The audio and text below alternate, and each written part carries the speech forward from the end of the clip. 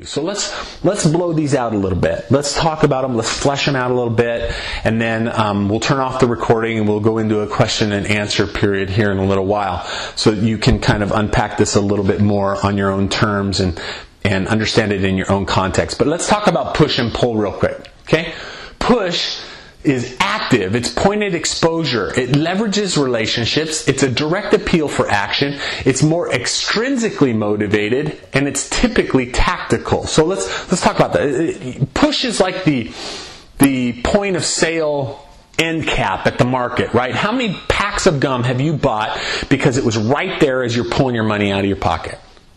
You would not have gone and looked for it in the aisle, but it's right there. It's convenient. It's active. It's right there. It's pointed exposure. For us that are leveraging people, it leverages relationships. It says, I need you to get involved here or there or with that person. It's a direct appeal for action. And it's more extrinsically motivated. Now, we need to talk about extrinsic versus intrinsic motivation. There was an interesting... If you've not read Daniel Pink's Drive, you need to read that. He talks about a study in Cambridge. I think it was Cambridge, but a study that was done several different ways in highly affluent communities as well as in India. And what they found is this, basically. And let me just give you a quick summary. I don't want to take too long on it. But in tasks that are very repetitive and they don't require cognitive ability, it's always better to pay more for more results. So if I'm stamping letters as they come by on a conveyor belt, I can tell my employees, hey, I'll pay you 20% more if you stamp 20% more stamps in the same day. If you speed up the conveyor belt and you stamp faster, I'll give you 20% more pay. And you're going to get results in doing that. However, when it's cognitive, when it requires cognitive abilities, that all breaks down. Increased financial rewards with cognitive abilities actually cause less effectiveness because extrinsic motivators don't work. So you could say to a group, if you can solve, and that was the study actually. The study was they gave a set of puzzles. Now I'm going to be arbitrary in how I illustrate these puzzles, but just because the general purpose, the general theory is what's important here.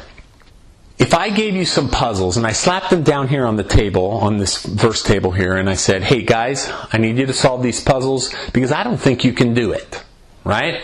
And then, okay, so that's kind of intrinsic motivation there.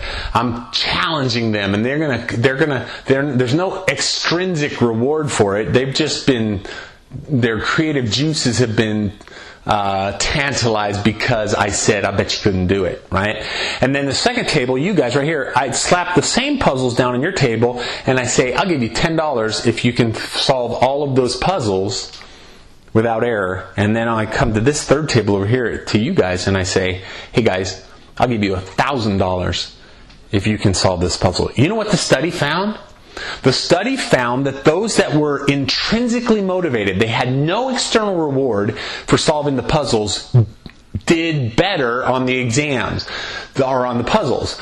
The second worst, the next best or second worst group were those that were low paid for solving the puzzles, and the ones that did the worst were the highest paid. It's because the cognitive response breaks down with a bigger extrinsic motivator.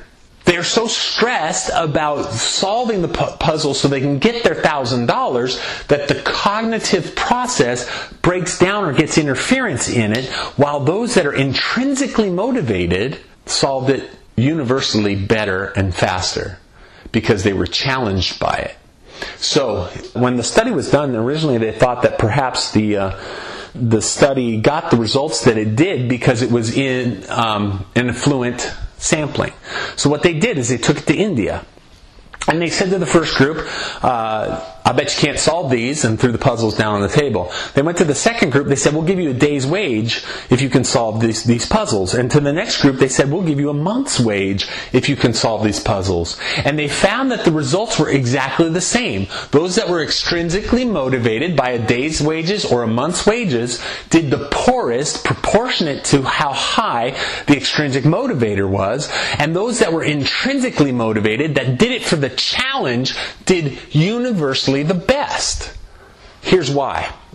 Because the study found that we want to be intrinsically motivated in life. We want to be motivated to be autonomous. We want mastery, and we want purpose. Those are the three intrinsic motivators. Autonomy, mastery, and purpose. Let's talk briefly about those. I know this is a bit of a bunny trail, but I think it's an important one because you need to think about how you can leverage intrinsic motivation with your people on top of the relationships that you're building to be more productive and more satisfying with them. Autonomy means we want to do things by ourselves. We want to take control of our own situation. So that's why we don't like micromanagers. That's why we excel when we're allowed to input our own creativity in what we're doing. Right? Autonomy. Then mastery. We want to be masters of something that we do. This is why we play instruments. This is why we write songs. This is why we paint. This is why we do things as far as hobbies that are creative, because we want to master something on ourselves, because there's no other purpose. There's no financial gain for it. We just want to master it. And then purpose. We all want to serve something bigger than ourselves. This is a universal. Autonomy, mastery, and purpose. And if we can touch into those intrinsic motivators, we'll have the most happy and productive employees on the planet. So that's where I got push. Push is extrinsically motivated. You're pushing somebody to do something. Now, pull, on the other hand, is passive and active. It's a combination of both. It's marketed exposure. Right? Think about that for a second. I'm going to give you the talking point, but you can think it through on your own. But it's marketed exposure. You're creating mass or gravity towards the object. It builds the object's mass. It creates that gravity. It motivates people more intrinsically to get involved. I'll tell you what. Let me give you the simplest example. If you film your own video and you tell somebody, and you put it on YouTube, and you tell somebody, hey, John, I want you to watch my video on YouTube, here's the URL. Chances are he's not going to watch it. But if he hears about this raging video on YouTube that 2 million people have already seen and everybody's talking about it, it doesn't even have your picture in it. It has nothing to do with you, but he's going to be on it because he's intrinsically motivated to see what everybody else sees. It's typically more strategic. When you build pull in your object, it's a much more strategic process. It forces you to think beyond your normal means and your normal behaviors to create that gravity, that mass, that pull. So that's a basic definition of push and pull. Now I want to talk about how to create pull. Creating pull, I'm going to give you 3 words. And these 3 words can help you to create pull around an object or a product or a person, right? Access, attraction, and achievement, right? So we got to provide access to it. Strategic placement, simple process to buy it, to get it. It needs to be ready, responsive. It needs to work. You need to give the customer access to the product. If they have to search for it to find it, you're not going to sell it. It's the same with people. You need to give people access to. If you are an influencer and you have a young person that you're raising up to fill your shoes or to train to do what you do, then you need to leverage your influence and bring them out around there. Give them access. Give them strategic placement among the people in which you deal so that they can partake in that greater awareness of what it takes to do what they do, and more people get to know who they are and that they do what they do. It needs to be a simple process. They need to be able to access Him. They need to be able to get to the product. I talked about my role in working with church planters. I tell my church planters all the time, I said, if somebody has to call you back or call you more than once, you're not holding up your end of the bargain. needs to be a simple process. You need to be ready, responsive. If you don't return their call within 24 hours, you're going to lose it. If I'm out there, I tell them, if I'm out there working to get resources that are going to respond to you and your church plant to help you financially or otherwise to get your church plant off the ground, and you're dropping the ball, then I'm going to stop leveraging my influence towards you.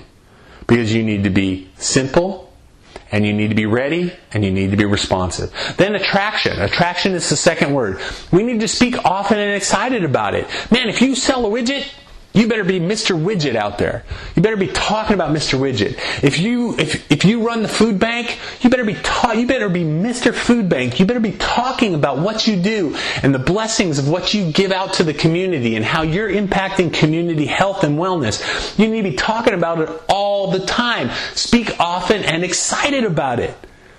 You need to be on point and positive. I'll tell you what. If somebody asks you about your product and you lead off about the bugs you're trying to work out of your product, somebody needs to slap you. You need to be on point and positive about your product. You sell it, its features, its benefits. How's it going to change their life if they buy it? Same with people resources. Same with the church or synagogue. Attraction. You need to track about. You need to be Mr. Church, Mr. Synagogue. You need to be on point and positive about the good things that are happening within your congregation. You need to be a value add to everybody you come in contact with.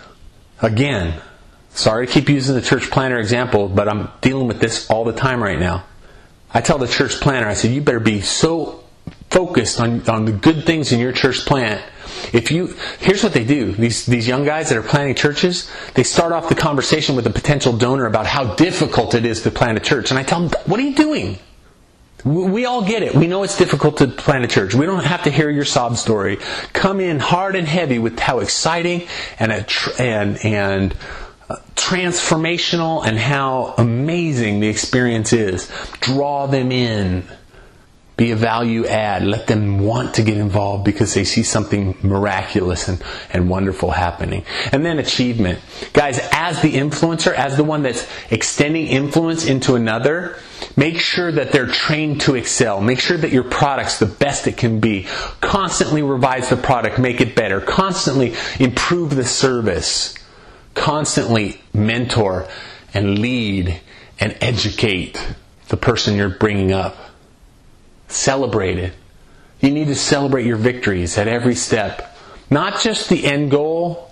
I'm tired of people celebrating the end goal. People burn out waiting for you to celebrate the end goal. You need to celebrate every step towards the goal. And then you need to be ready for new. If the market shifts, I'm talking to the business guys now, if the market shifts, don't get stubborn and say, I'm not going to change.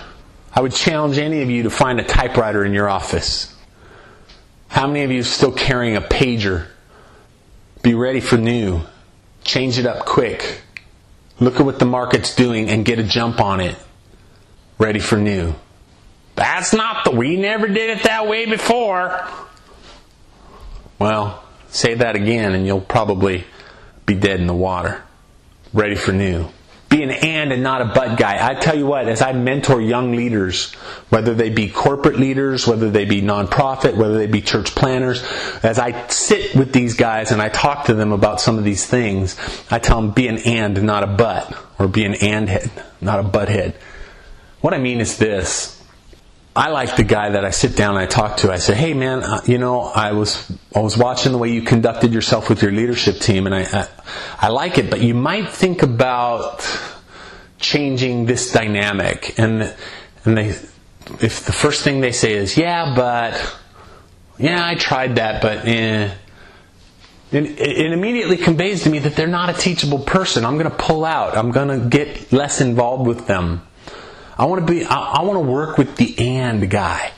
Hey, John, I noticed that when you were with your leadership team, you had this dynamic going on, and I think you did pretty good with that. But have you ever thought about doing this?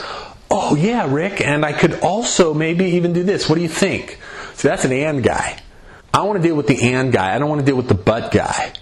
Yeah, but are two words that repel me. You might as well hit me with a baseball bat because I'm not going to come back to be hit again. be an and guy, not a but guy. Now let's talk about relational response. I know we're going over time. I apologize for that, but I know we're going to have the opportunity to come back next month and finish this up kind of, but bear with me, don't go away. If you find value here, just stick in here. We're gonna try to get through this quick, because I don't want you to miss the relational response portion of this training, because we're gonna finish this off. But